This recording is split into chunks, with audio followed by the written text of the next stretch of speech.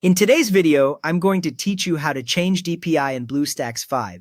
By the end, you will know exactly how to adjust how large or small everything looks inside your Android apps. First, open BlueStacks 5. If it is already running, make sure the main app window is in front of you. You should see the standard BlueStacks home screen with your installed apps and a vertical toolbar on one side of the window. If you do not see that toolbar, try maximizing the window so the interface is not cut off. Now, click the settings icon on the side toolbar.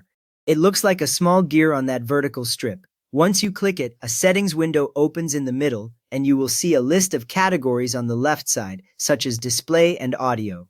Many beginners miss that you can click these categories directly. You do not need to scroll through one long page. From there, select display. The display section opens on the right side of the settings window. Here you will usually see options for resolution, orientation, and pixel density grouped together.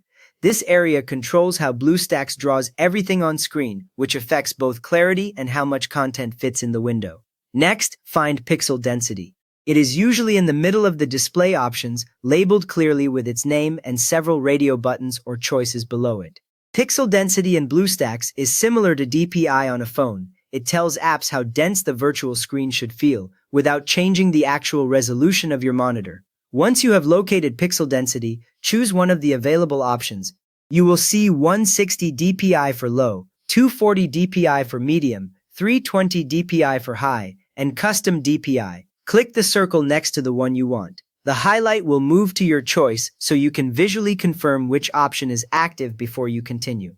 If you choose custom DPI, enter a value between 1 and 999. There is a small text box for this value. Click inside it and type your number using the keyboard. If you type a number outside that range, BlueStacks will not accept it. A small tip here: large custom values make interface elements very large and zoomed. Very low values can make text tiny and hard to read. After that, click Save Changes. The button usually sits at the bottom right of the settings window. As soon as you click it, BlueStacks stores your new DPI setting, and the button will briefly change state to show the click was registered. The app does not fully apply the visual change until you restart it. To finish, click Restart Now to apply the new DPI.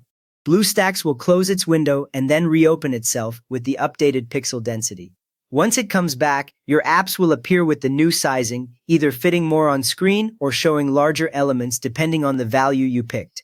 You have just changed the DPI in BlueStacks 5, so your apps now match the size and clarity you prefer.